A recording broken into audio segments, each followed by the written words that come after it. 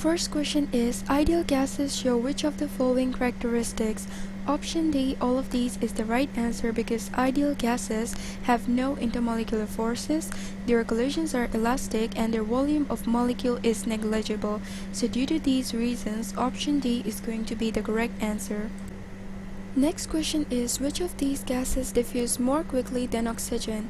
As rate of diffusion is inversely proportional to 1 over square root of molar mass, when we are going to find the molar mass of all the four options, the molar mass of NO is going to be the lightest, therefore it will diffuse more quickly. Next is, the molar volume of carbon dioxide gas is maximum at. We have to find the maximum molar volume of carbon dioxide. We are going to use the formula PV over T is equals to 1. For finding just the molar volume, we are going to shift T on the other side and then it will become V is equals to T over P. For option A, we are going to get 273 decimeter cube. For option B, we'll get 300 decimeter cube.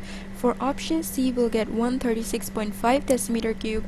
And for option D, we'll get 273 decimeter cube. So option B is going to be the maximum after doing the calculations. So it will be the right answer. Next question is, the weakest in strength of the following intermolecular forces is. So the weakest will be the van der Waal forces according to the strength order.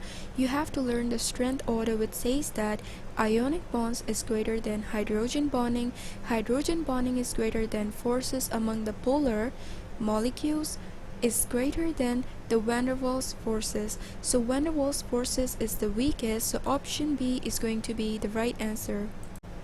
Next question is, which of the following statements is true about plasma? You have to remember that plasma is always the first state of matter. The second point is, it is not a phase transition. The third point is, it is a conductor of electricity. So according to the options given, option D, all of the above, is going to be the right answer. Next question is, according to kinetic molecular theory, the kinetic energy of gas molecules varies directly with. So the kinetic energy of the gas molecules varies directly with the absolute temperature. And how we're going to see that according to gases, the formula of kinetic energy is 3R over 2 Avogadro's number multiplied by T, where 3R over 2 Avogadro's number is equals to constant. It's a constant quantity, so kinetic energy is going to be directly proportional to the temperature or the absolute temperature. So option D is going to be the right answer. Next is, under what conditions the gases deviate from the ideal behavior. So ideal behavior is basically inversely proportional to the forces of attraction, and the forces of attraction is directly proportional to the pressure and inversely proportional to the temperature.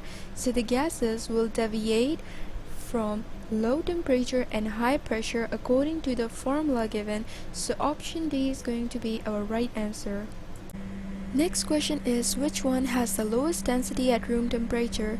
So we use the formula D is equals to PM over RT for finding out the density, or you can also say that D is directly proportional to the mass of the compound. So the lowest mass from all the four options will be for ammonia, and lowest the mass, lowest will be the density, so ammonia is going to be the right answer as it's going to have the lowest mass.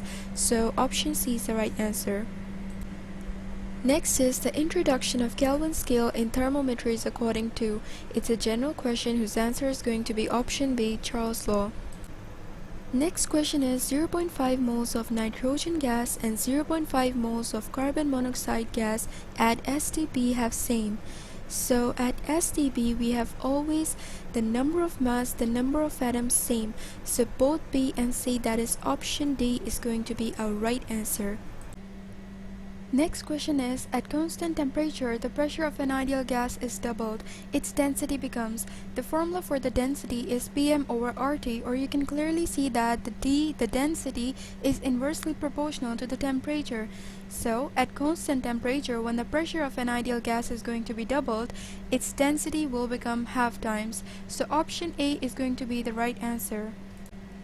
Next question is the diffusion of gases at absolute zero will be. At absolute zero, the temperature is either minus 273.16 degrees Celsius or 0 Kelvin.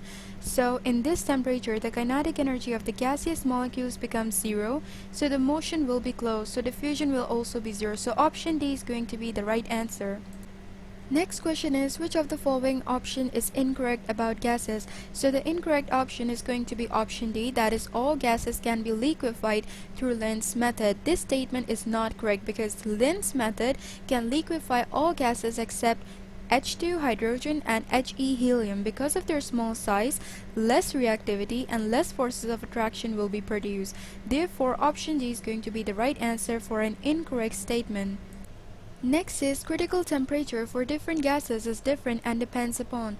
The critical temperature you have to remember depends upon number 1, size of the molecule, number 2, shape of the molecule, and number 3, intermolecular attractions.